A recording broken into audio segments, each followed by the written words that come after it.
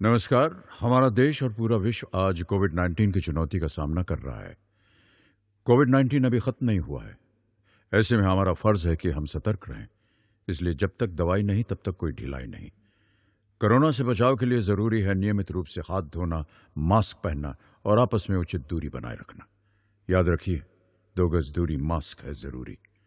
खांसी, बुखार या सांस लेने में कठिनाई होने पर हेल्पलाइन नंबर 1075 पर संपर्क करें। नमस्कार बच्चों, मेरा नाम सुमन सिंह। मैं शासकीय नवीन उच्चतर माध्यमिक विद्यालय बागसे बनिया भोपाल से हूँ। बच्चों, आज हम कक्षा 11वीं वाणिज्य संकाय के विषय लेखा शास्त्र में अध्याय 3 लेन देनों का अभिलेखन में हम व्यावसायिक सौदों और स्रोत प्रलेख के बारे में समझेंगे। बच्चों, हमने पूर्व में देखा कि लेखांकन समीकरण क्या है, उसमें क्या क्या शामिल होते हैं। व्यापार की संपत्तियां, दायित्व और पूंजी। एक बार फिर से मैं स्पष्ट कर दूं कि हमारा समीकरण होता है संपत्तियां इक्वल टू दायित्व प्लस पूंजी, और उसी से रिलेटेड हम पहला उदाहरण आप देखते हैं। पहला उदाहरण है हमारा, क्वेश्चन है निम्नलिखित व्यवहारों से लेखांकन समीकरण तैयार कीजिए। क्वेश्चन में पहला पॉइंट हमें दिया हुआ है, नकुल ने रोकड़ से व्यापार आरंभ किया। अमाउंट दिया हुआ है 90,000, नगद माल खरीदा दिया हुआ है 30,000 और रमन से उधार माल खरीदा दिया हुआ है 15,000। इसके लिए हम एक प्रोफार्मा या प्रारूप तैयार करेंगे।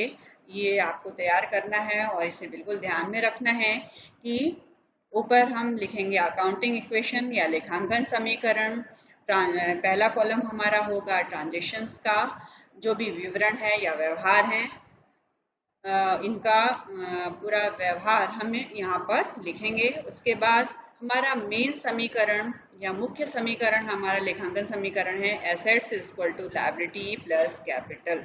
और उसके नीचे हम लिखेंगे कि क्वेश्चन में हमें एसेट्स कौन कौन सी दी हुई हैं, लायबिलिटीज कौन कौन सी हैं, और कैपिटल जो हमारा इक्वेशन में है। तो हम सबसे पहले तो क्वेश्चन से ढूंढेंगे, देखें, क्वेश्चन में ढूंढेंगे नहीं, देखेंगे कि क्या क्या हमें क्वेश्चन में एसेट्स दी हुई हैं। तो क्वेश्चन देख लेते हैं। क्वेश्चन में हमें रोकड़ दिया हुआ है, माल दिया हुआ है, अर्थात कैश और स्टॉक। तो कैश और स्टॉक हमने एसेट्स साइड में हमने लिख लिया, कैश प्लस स्टॉक। क्वेश्चन में लायबिलिटीज दी हुई हैं। लायबिलिटीज इसका मतलब रमन से उधार माल खरीदा। जो भी व्यवसायी था उसने रमन से उधार माल खरीदा है और उसे भविष्य में उसे पैसे देने हैं, अर्थात वो लेनदार है, क्रेडिटर्स है, और व्यवसाय के लिए वो दायित्व है। इसलिए क्रेडिटर्स को हम दायित्व में लिखें। हमने पहले भी पूर्व में आपको बता चुके हैं कि दायित्व में क्या क्या चीजें शामिल होती हैं। तो क्रेडिटर्स हम लिख देंगे लायबिलिटीज के नीचे प्लस कैपिटल। हमारी इक्वेशन तैयार हो गई क्वेश्चन के हिसाब से, cash plus stock equal to creditors plus capital. हम पहला पॉइंट लिखेंगे, नकुल ने 90,000 रुपए से व्यवसाय शुरू किया और उसके लिए व्यवहार को हम यहाँ पर समीकरण में लिखेंगे। 90,000 व्यवसाय में आए, कैश के रूप में आए, इसलिए कैश के नीचे हम लिख देंगे 90,000 प्लस स्टॉक। इस इक्वेशन में, इस व्यवहार में हमें स्टॉक के बारे में कुछ नहीं है, इसलिए वहां पर 0। क्रेडिटर्स का भी कुछ भी नहीं दिया हुआ है यहाँ, इसलिए 0 प्लस कैपिटल में लिख देंगे 90,000। कैपिटल में क्यों लिखा, मैंने आपको पहले ही बताया है। व्यवसाय में व्यवसाय शुरू करने में जो भी राशि या संपत्ति लाता है वह पूरा अमाउंट कैपिटल कहलाता है। तो कैपिटल में हम 90,000 रुपए लिख देंगे। पहली इक्वेशन हमारी तैयार हो गई। सेकंड क्वेश्चन में सेकंड पॉइंट हमें दिया हुआ था, नगद माल खरीदा। हमने कैश पेमेंट करके नगद माल खरीदा है। तो हमारे पास माल आया है और हमारे पास से कैश गई है, हमने भुगतान किया है कैश में। इसलिए second point, brought goods for cash 30,000। हम यहाँ पर ट्रांजेक्शन में पूरा विवरण लिखेंगे कि किसके लिए हम समीकरण लिख रहे हैं यहाँ पर। कैश हमने दिया है, कितना दिया है 30,000 रुपये, इसलिए 90,000 में से हम 30,000 माइनस करेंगे, इसलिए यहाँ पर लिखेंगे -30,000 प्लस स्टॉक हमारा बढ़ गया 30,000, हमारे पास माल 30,000 रुपये का आ गया है, तो उसके नीचे हम लिखेंगे 30,000। क्रेडिटर्स से इस व्यवहार में कोई मतलब नहीं है, इसलिए वहाँ पर 0 और कैपिटल में भी 0। हम यहाँ पर अब इक्वेशन को सॉल्व करेंगे, लाइन खींच देंगे और जितना भी ऐड होना है या माइनस होना है वो यहाँ पर करेंगे। तो कैश 90,000 थी हमारी टोटल, उसमें से हमने 30,000 रुपये का माल खरीद लिया, माइनस कर देंगे तो 60,000 आ गया। स्टॉक हमारा 30,000, क्रेडिटर्स में कुछ भी नहीं है इसलिए 0 और कैपिटल 90,000। ये हमारी हो गई न्यू इक्वेशन, नया समीकरण हमारा ये बन गया। थर्ड पॉइंट हमें क्वेश्चन में दिया हुआ था, रमन से उधार माल खरीदा। कितने का उधार माल खरीदा है 15,000 रुपए का। तो उधार माल खरीदा है तो माल तो हमारा बढ़ा 15,000 रुपए का, इसलिए हम स्टॉक में प्लस कर देंगे 15,000। कैश में कुछ भी नहीं है, स्टॉक में हम 15,000 प्लस कर देंगे और हमारे लेनदार, हमारे दायित्व तो बढ़ गया, हमने अभी पेमेंट नहीं किया है तो क्रेडिटर्स हमारे बढ़ गए हैं, दायित्व तो बढ़ गए हैं, तो हम 15,000 रुपये उसके नीचे लिख देंगे 15,000 प्लस, और पूंजी में भी कुछ नहीं था। फिर से हम इस इक्वेशन को प्लस माइनस करेंगे, न्यू इक्वेशन बनाएंगे, नया समीकरण बनाएंगे। तो 60,000 और नीचे दिया हुआ 0, तो 60,000। फिर स्टॉक 30,000 था और हमने और खरीद लिया 15,000 का, टोटल स्टॉक हो गया 45,000 का, और यहाँ पर क्रेडिटर्स हो गए 15,000 के, और 90 प्लस 0 करा 90,000 रुपये हमारी कैपिटल होगी।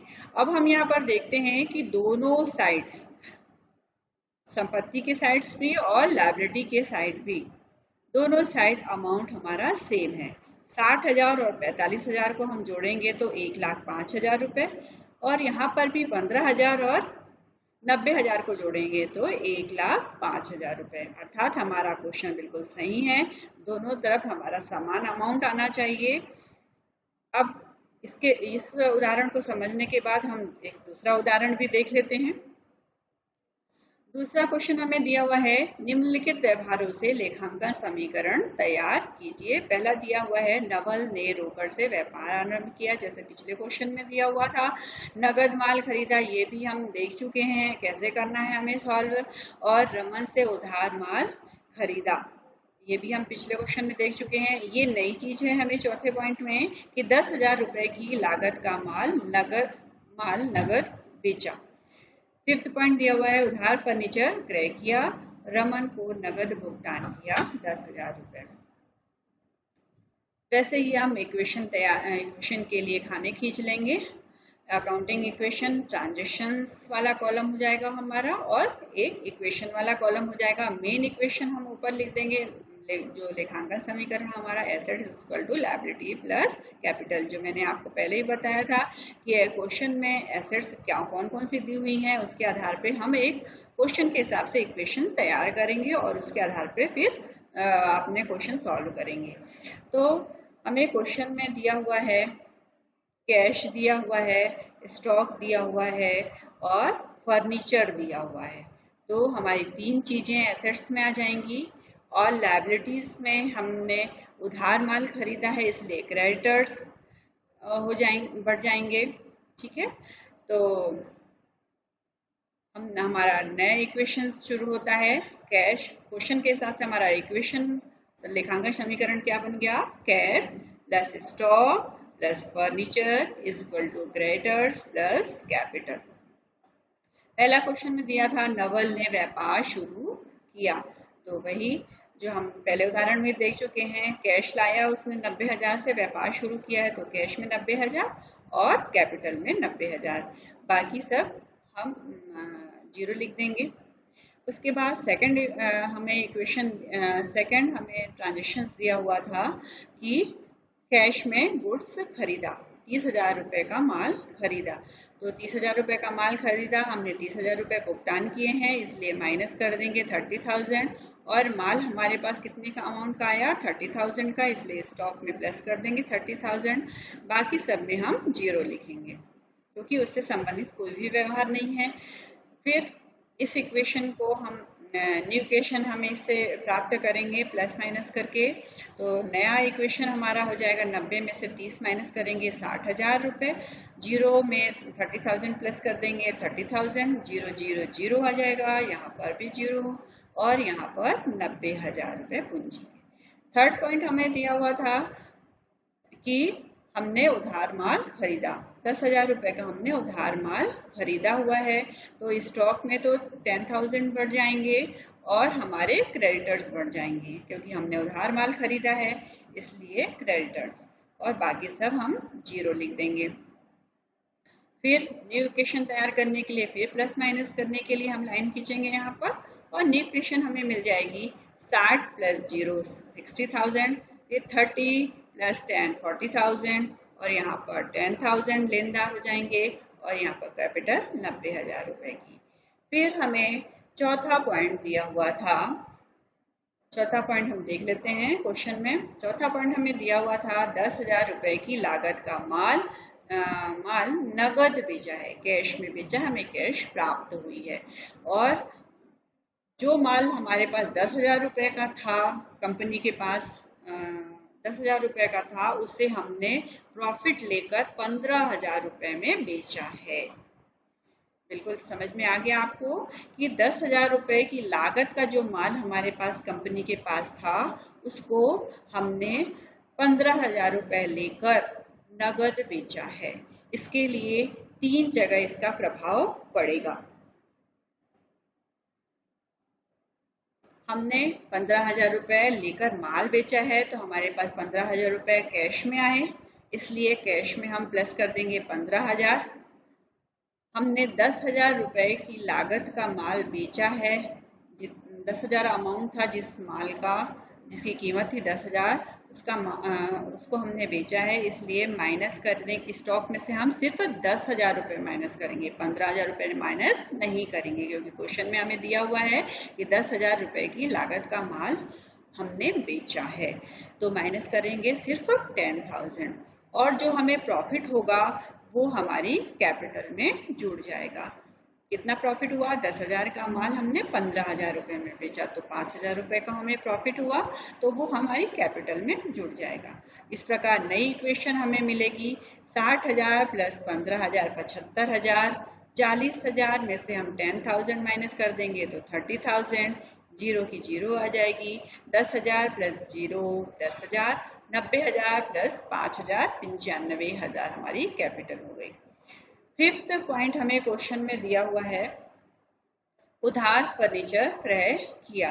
हमने उधारी में फर्नीचर क्रय किया है, अर्थात लेनदार को 5,000 रुपये वापस नहीं किए हैं।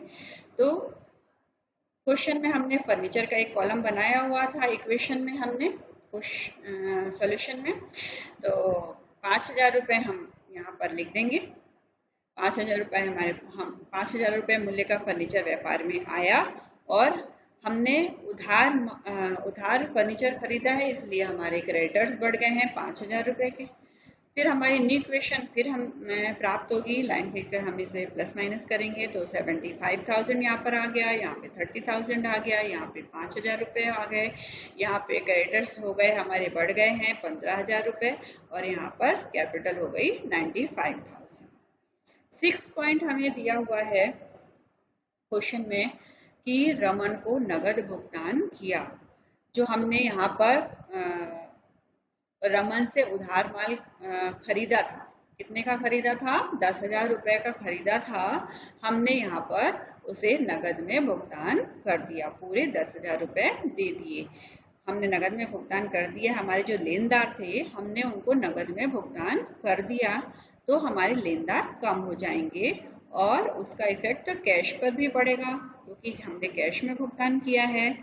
तो क्वेश्चन में हमें कैश में क्या करना है, 10,000 माइनस करना है और यहाँ पर हमारे लेनदार क्रेडिटर्स भी कम हो गए हैं, इसलिए 10,000 यहाँ पर भी माइनस करना है। तो हमारी न्यू इक्वेशंस फिर से तैयार हो गई।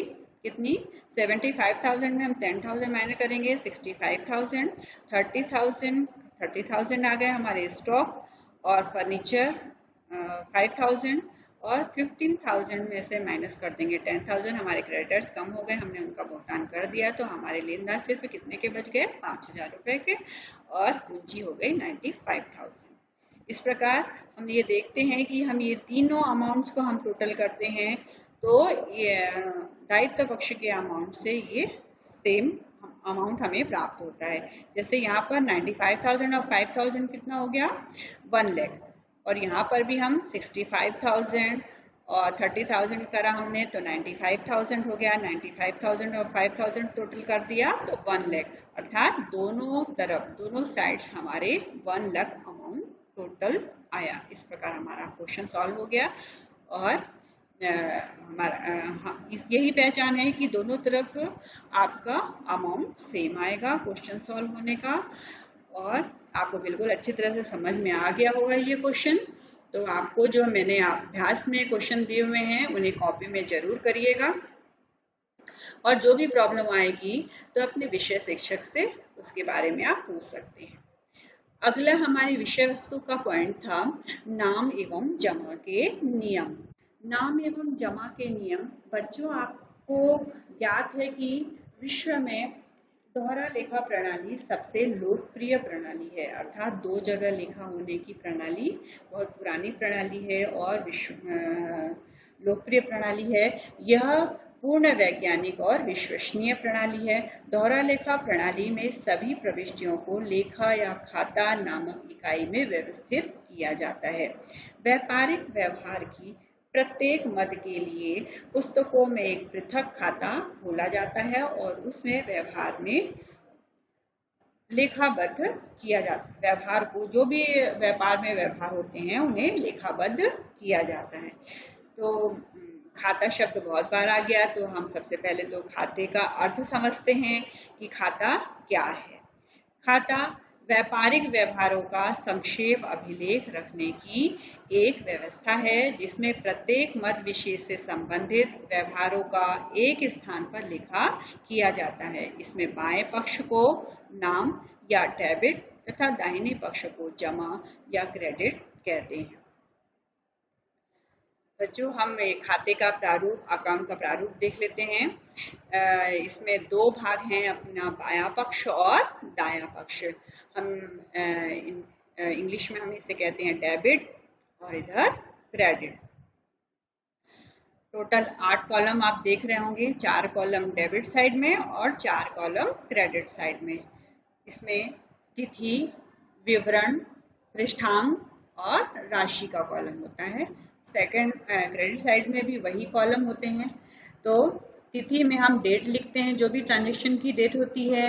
विवरण में व्यवहार का, खाते का, अपोजिट खाते का नाम लिखते हैं, अर्थात जैसे हमने ये मशीनरी अकाउंट खोला है तो उससे अपोजिट जो भी हम ट्रांजैक्शन करते हैं जनरल फोलियो में, जनरल अकाउंट में जो हम जनरल एंट्रीज करते हैं, जनरल एंट्रीज आपको आगे बताई जाएगी। जनरल एंट्रीज व्यापार में जब भी हम व्यवहार करते हैं उन्हें तिथि वाइज लिखते चले जाते हैं, और जिस पेज में हम खातों से संबंधित व्यवहार लिखते हैं उस पेज को हम इस पृष्ठांकन वाले कॉलम में, खाते जब हम तैयार करते हैं तो इस पृष्ठांकन वाले कॉलम में उसका पेज नंबर लिखते हैं। तो पर्टिकुलर में हम सबसे पहले तो हम मैंने आपको बताया कि खाते 2 भागों में बांटे जाते हैं, डेबिट और क्रेडिट। डेबिट पक्ष में भी 4 कॉलम होते हैं और क्रेडिट पक्ष में भी 4 कॉलम होते हैं। बाएं पक्ष को हम डेबिट और दाएं पक्ष को क्रेडिट कहते हैं। तिथि के स्तंभ में व्यवहार की तिथि का उल्लेख किया जाता है। विवरण के स्तंभ में अन्य खाते का उल्लेख किया जाता है। डेबिट पक्ष में लेखा करते समय सबसे पहले टू और क्रेडिट पक्ष में लेखा करते समय बाय शब्द का प्रयोग किया जाता है। पृष्ठांक वाले कॉलम में पृष्ठांक के रूप में नकल बही का पृष्ठांक या जनरल फोलियो का जो पृष्ठ नंबर रहता है वो लिखा जाता है, जो कि नकल बही में किए गए लेखे को सूचित करता है। बच्चों, आपको प्रारूप समझ में आ गया होगा, आगे और भी स्पष्ट हो जाएगा आगे अध्यायों में आपको।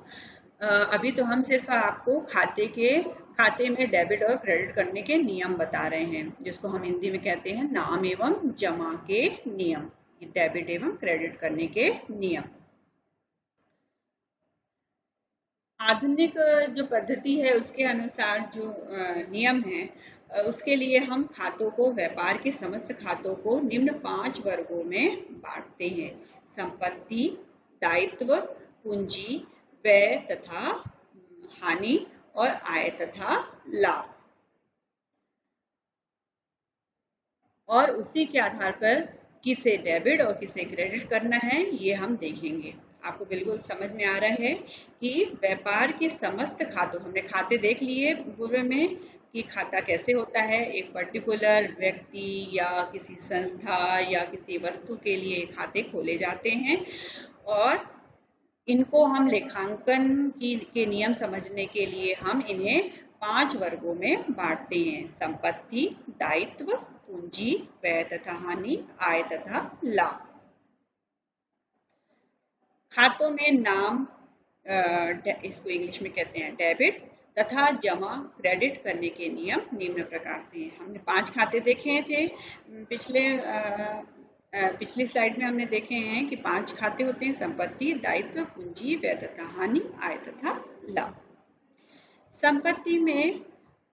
संपत्ति खाता जब भी संपत्ति से रिलेटेड, मतलब संपत्ति क्या होती है, जैसे मशीनरी है, फर्नीचर है, ये सब क्या है हमारी संपत्ति है। मैंने आपको पूरे में बताया कि व्यापार की कौन कौन सी संपत्तियां होती हैं।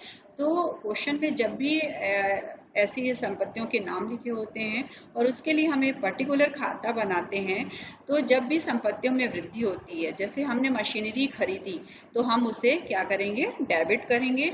और यदि हमने फर्नीचर बेचा है तो उसे क्रेडिट करेंगे। समझ में आ गया बच्चों?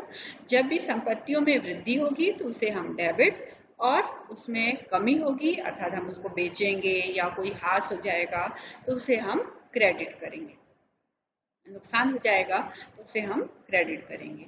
वैसे ही दूसरा खाता हमारा है दायित्व खाता। इसमें संपत्ति खाते के जस्ट अपोजिट होगा।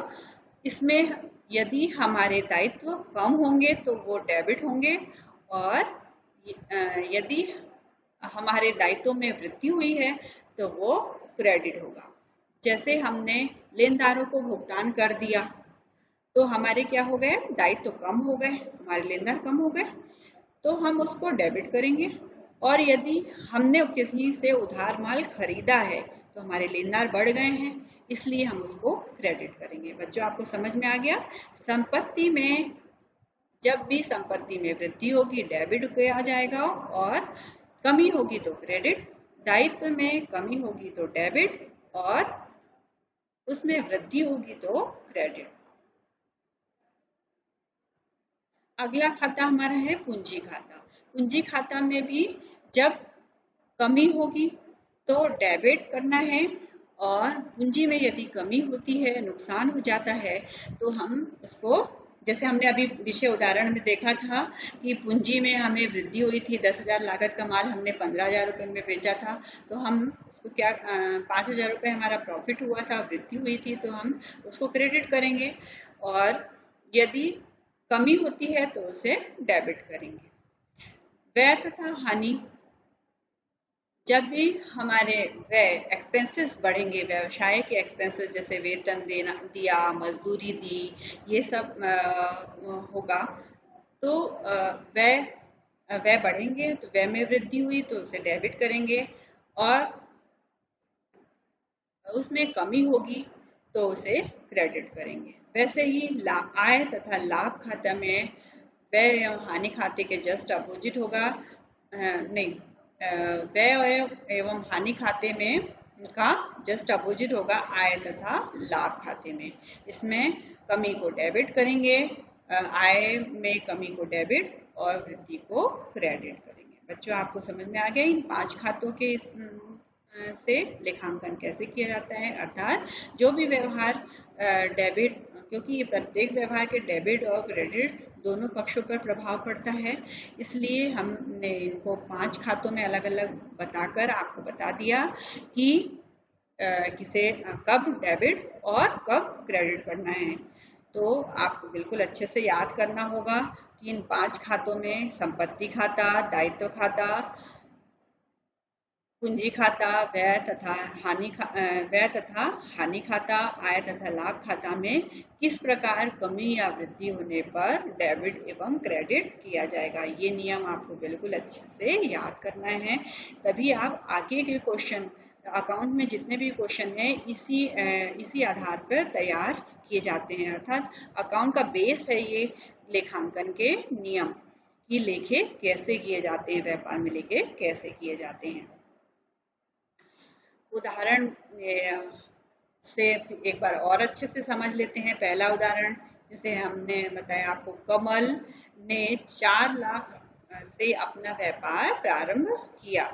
तो यहाँ पर क्या क्या चीजें हैं, अमाउंट है, कैश है, कैश अकाउंट। कैश क्या होता है,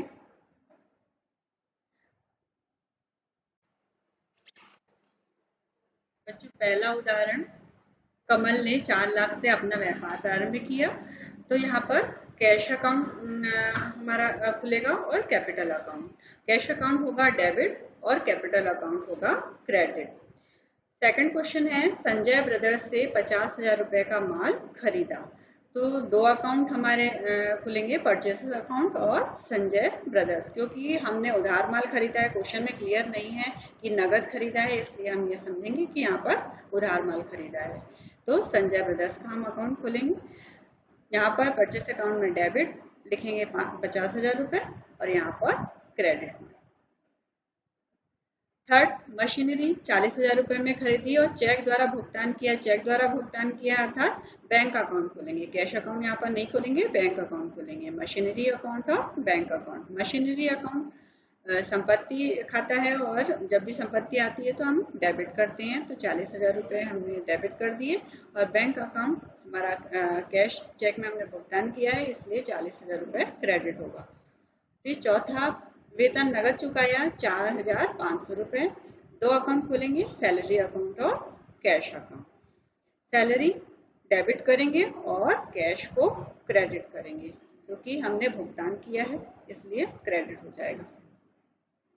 पांचवा, ब्याज के 5,000 रुपये नगद प्राप्त हुए। हमें कैश अमाउंट प्राप्त हुआ है इसलिए कैश अकाउंट हमारा डेबिट होगा और इंटरेस्ट अकाउंट हमारा क्रेडिट होगा। किशोर अवस्था संबंधित समस्याओं के परामर्श हेतु समर्पित उमंग किशोर हेल्पलाइन के टोल फ्री नंबर 144225 पर संपर्क करें।